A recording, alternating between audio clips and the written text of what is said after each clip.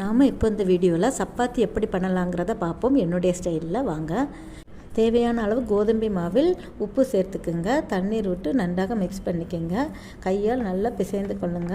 மாவில் தேங்காய் எண்ணெய் அல்லது நெய் சிறிது ஊற்றி நன்றாக மிக்ஸ் பண்ணி இது போல் சாஃப்டாக பிசைஞ்சு வச்சுக்கோங்க. அப்புறம் சிறிது நேரம் 10 நிமிடமாவது மூடி வைத்துக்குங்க. சிறிதளவு உருண்டை எடுத்து இப்போ நம்ம சப்பாத்தி தேய்ச்சிக்கலாம்.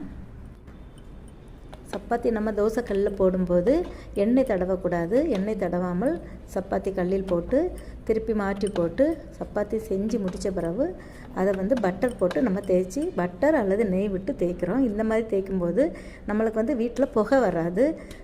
தோசை கல்லில் எண்ணெயோ பட்டரோ நெய்யோ ஊற்றினால் வீடு ஃபுல்லாகவே நல்ல புகையாட்டு இருக்கும். அதனால் இந்த மாதிரி பண்ணி பாருங்கள்.